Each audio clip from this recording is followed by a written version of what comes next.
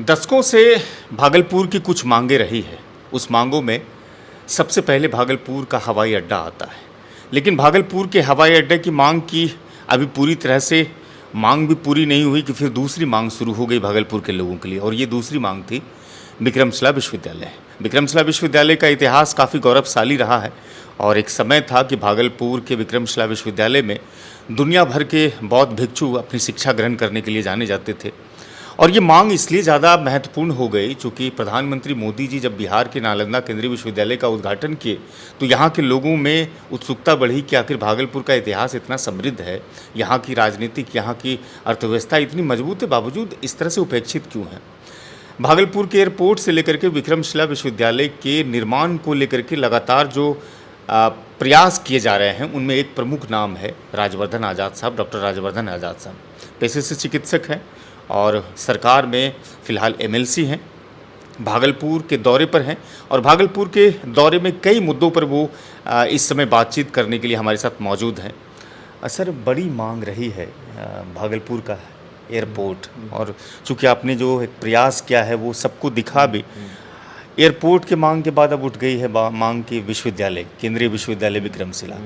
बहुत पहले कहा गया कि 500 करोड़ रुपया इसके लिए सरकार ने स्वीकृत भी कर दिया है, लेकिन अभी तक जो इस पर होना चाहिए था ज़मीन पर वो काम दिखता नहीं है। आखिर वजह क्या है? यहाँ के लोग कई तरह के सवालों के असमंजस में हैं कि आखिर ये मांग तो उठती है लेकिन इसको मूर्त रूप क्यों नहीं मिलता है, ज़मीन पर क्यों नहीं उतरती। सबसे पहले इकराम जी, आपको बहुत बहुत धन्यवाद कि आप सतत प्रयास में हैं। आप भी प्रयास में हैं हम लोगों के साथ में, जो भागलपुर की समस्या है और भागलपुर की जो बहुत मुख्य समस्याएं हैं उस पे आप निरंतर जो है वो अपना क्या बोलते हैं टीवी कवरेज कर रहे हैं। तो सबसे पहले आपको धन्यवाद। और आपके माध्यम से, आपके सिटी टाइम के माध्यम से मैं भागलपुर की जनता को अपना अभिवादन देता हूँ और मैं उनसे ये कहता हूँ कि मैं भागलपुर के लिए सतत प्रयास करता रहूँगा। जो भी विकास की चीज़ें हैं तो उस पर हम प्रयास करते रहेंगे।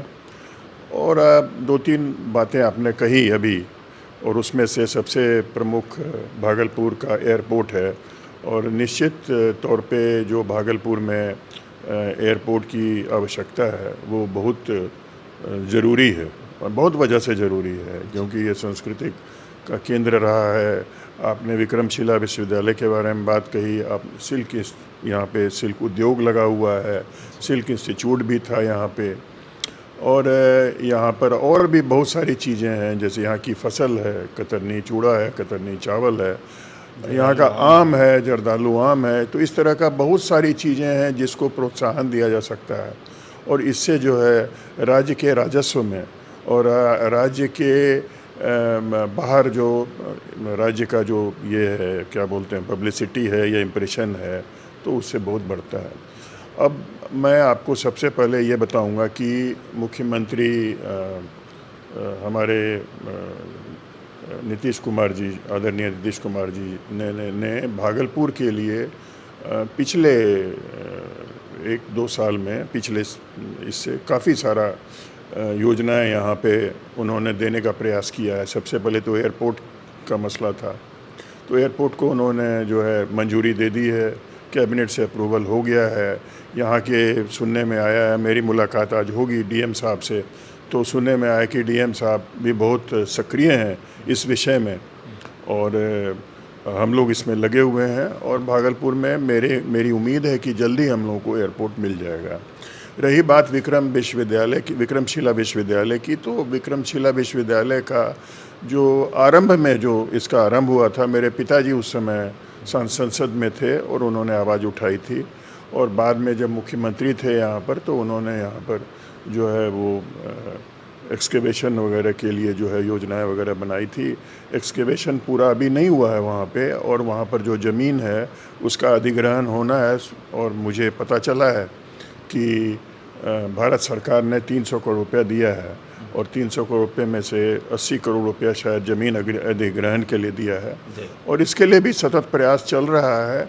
हम लोगों को ये करना है कि हम लोग इसको थोड़ा उसको पुश करें ताकि ये चीज़ आगे बढ़े। आपने तो सर पिछले दिनों शिक्षा विभाग के अपर सचिव को चिट्ठी भी लिखा था कि केंद्रीय विश्वविद्यालय को मूर्त रूप दिया जाए, वहाँ शुरू किया जाए। आपने इससे पहले मार्च महीने में जो सैद्धांतिक सहमति मिली थी एयरपोर्ट को लेकर के, उसमें भी आपका प्रयास बड़ा सजग रहा है और बड़ा ही त्वरित प्रयास रहा है। हाँ, और मैं आपको अभी मैं माननीय महामहिम जी से मिला था, मैं मेरे ख्याल 1 हफ्ते पहले, तो वहाँ भी मैंने इसका जिक्र किया। मैंने कहा सर विक्रमशिला विश्वविद्यालय है, तो आप जो है, हाँ मुझे पता है इसके बारे में। उन्होंने कहा, मैंने कहा माननीय प्रधानमंत्री मोदी जी ने जो है प्रॉमिस किया था 2014 में कि हम विक्रमशिला विश्वविद्यालय को नालंदा विश्वविद्यालय के तर्ज पे जो है इसको हम बनाएंगे। तो हमारे माननीय राज्यपाल जी ने मुझे आश्वासन दिया है और उन्होंने कहा है कि हम आपके साथ चलेंगे। और विक्रमशिला कितना टाइम लगता है, उन्होंने मुझसे पूछा, तो मैंने कहा यहाँ से आप जाएंगे तो 4 घंटे में हम लोग पहुँच जाएंगे।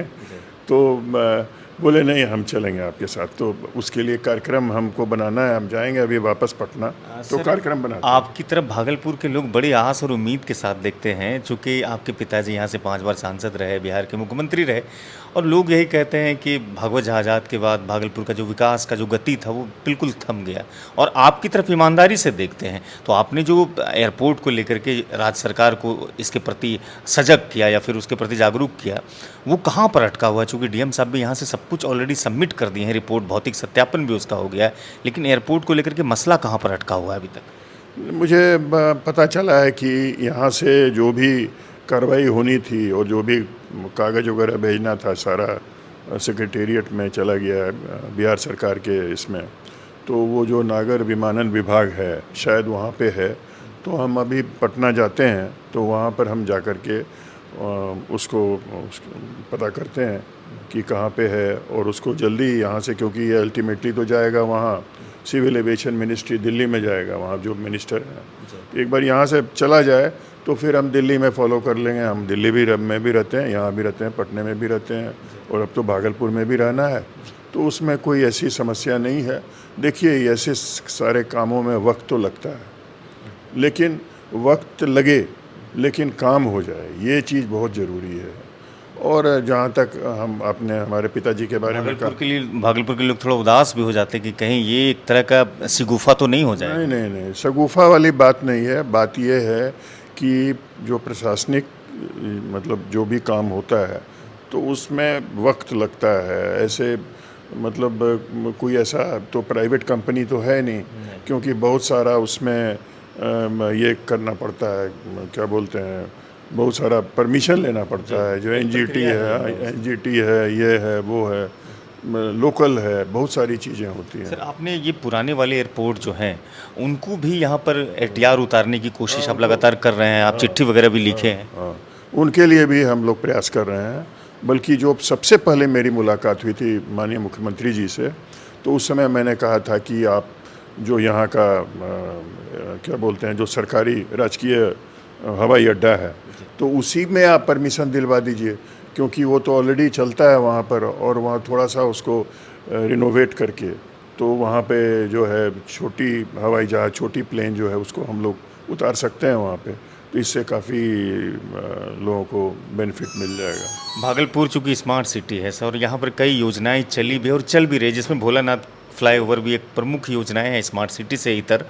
लेकिन भोलानाथ फ्लाईओवर की जो गति है बनने की वो बहुत धीमी है। कई लोग मुझे फ़ोन करते हैं कि जो समस्याएं हैं उस समस्याओं की तरफ सरकार का रुझान होना चाहिए और थोड़ा काम तेज़ी से होना चाहिए।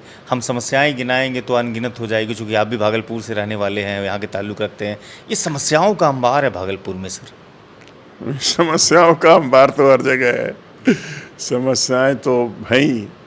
मेरे विचार में देखिए इकराम जी, बात यह है कि जो भी अधिकारी हैं और जो भी गैर अधिकारी हैं और जो भी जनता है, सबको सजग होना पड़ेगा, एक बात। दूसरी बात ये कि सब लोगों को ये समझना पड़ेगा कि जो सार्वजनिक चीज़ें हैं, जैसे आप फ्लाईओवर के बारे में बोल रहे हैं, या मान लीजिए कि पेयजल की सुविधा के बारे में है, या मान लीजिए स्कूल में बच्चे जो हैं तो कितने बच्चे हैं और स्कूल की क्या हालत है, शिक्षक कितने हैं, तो ये सारी चीज़ें जो है ना वो हर आदमी को सजग रहना पड़ेगा। अभी देखिए जो एडिशनल चीफ सेक्रेटरी हैं सिद्धार्थ, अब वो सिद्धार्थ जो है वो अपने स्तर पे बहुत काम कर रहे हैं। वो जा रहे हैं, मतलब एनोनिमस वे में जा रहे हैं स्कूल में और पता कर रहे हैं कि क्या सुविधा है, क्या सुविधा नहीं है। तो इस तरह का जो, अगर इस तरह का मतलब ये काम होता है तो उससे निश्चित रूप से जो है हमारे शिक्षा में और हमारे अन्य विभागों में ज़रूर हम लोग को फ़ायदा मिलेगा। चूँकि आप चिकित्सक हैं, स्वास्थ्य से जुड़े हुए हैं, भागलपुर में 2 बड़े अस्पताल, एक सुपर मल्टी स्पेशलिटी अस्पताल, दूसरा सदर अस्पताल का मॉडल अस्पताल, ये दोनों अस्पताल अभी तक शुरू नहीं हो पाया है। जो व्यवस्थाएं कहते हैं कि 16-17 जिला यहाँ से लाभान्वित होगा, लेकिन ज़मीन पर नहीं उतरता है सर। देखिए, ज़मीन पर उतारने के लिए जब यहाँ पर ATR उतरेगा उसी समय बाकी चीज़ भी उतरेगा, तो जल्दी ही उतरेगा। समझिए 6 महीने साल भर में सब कुछ हो जाएगा, होना चाहिए। अब देखिए, प्रयास ही ना हम लोग कर सकते हैं। बात यह है कि हम लोग तो मतलब जैसे जनप्रतिनिधि लोग हैं, हम लोग हैं, यहाँ पर बहुत लोग हैं जो बहुत सक्रिय हैं। एक हमारे ये कमल जायसवाल जी हैं, देखिए दिन रात दौड़ते ही रहते हैं, इनको और कोई काम नहीं है लगता है। हमको लगता है ये भी तो महत्वपूर्ण काम है समाज को। वही हम कह रहे हैं कि इनके लिए एक ही लक्ष्य है। ये राजेश राणा जी हैं, ये भी जो है क्या बोलते हैं हमारे साथ में जुड़े हुए हैं। सुनील हैं, सुनील झा जी, ये भी हमारे साथ जुड़े हुए हैं। इतने लोग हमारे साथ जुड़े हैं। ये लड़का है जो क्या बोलते हैं संजय झा, ये विद्यार्थी परिषद का है। तो ये लोग सब जुड़ा हुआ है। अब ये इतने हम लोग सब जुड़े हुए हैं तो नतीजा तो अच्छा निकलेगा। आपके प्रयास से बाबूजी की झलक दिखेगी। अब देखिए, बाबूजी की झलक तो हम नहीं दे सकते। बाबूजी का जो था प्रयास तो कर सकते हैं। हाँ, प्रयास जरूर कर सकते हैं, प्रयास जरूर कर सकते हैं, प्रयास जरूर कर सकते हैं। डॉक्टर राजवर्धन आज़ाद साहब थे जो कह रहे थे कि समस्याएं कई है और कुछ समस्याओं को हल करने में वक्त लगता है। कोशिश हमारी निरंतर जारी है भागलपुर को लेकर के। बाबूजी ने जो काम किया है उसकी बराबरी तो मैं नहीं कर पाऊंगा, लेकिन कोशिश लगातार करूंगा। एयरपोर्ट के मसले से लेकर के मल्टी स्पेशलिटी अस्पताल तक और सदर अस्पताल में बनने वाले या बन करके तैयार हो गए मॉडल अस्पताल तक के विषय में आपने जो कही वो बातें आपने सुनी। आप इस चैनल को सब्सक्राइब कर सकते हैं। फेसबुक पर अगर नए हैं तो वहाँ फॉलो लाइक कीजिएगा। इजाज़त दीजिए, मिलते हैं दूसरे वीडियो में।